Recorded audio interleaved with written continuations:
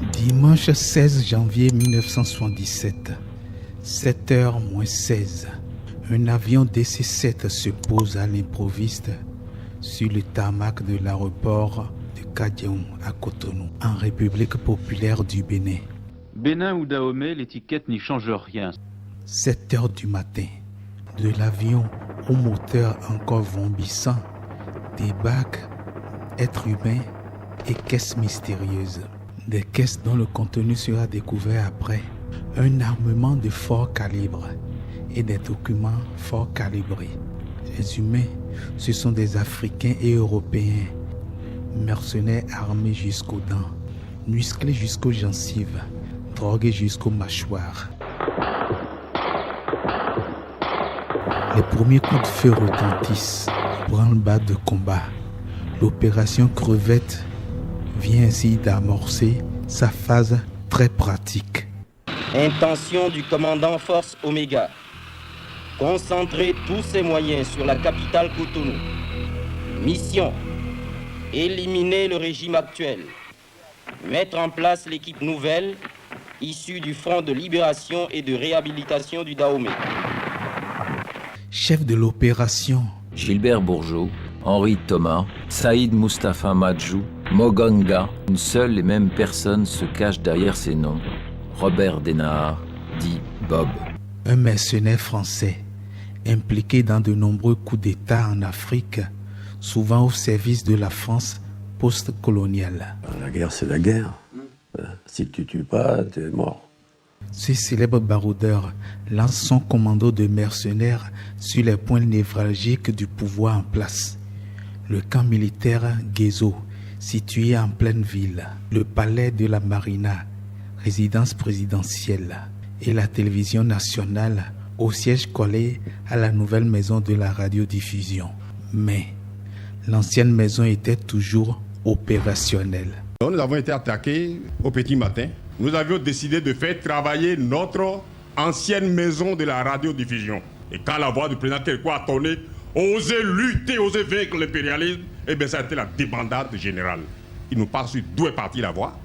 À l'heure où nous vous parlons, nos unités de combat sont à pied d'œuvre et défendent avec un acharnement révolutionnaire les points stratégiques de notre ville agressée.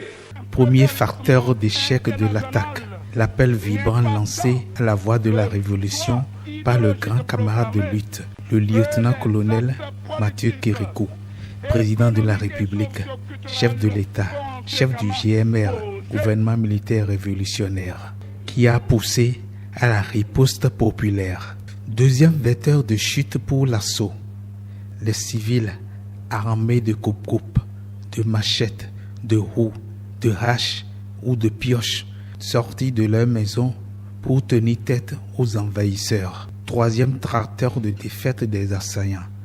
En vertu d'accords de coopération entre républiques socialistes, des soldats nord-coréens présents à Cotonou ont prêté main forte à l'armée béninoise déterminée à en terminer avec les mercenaires qui se retrouvent en terre minée.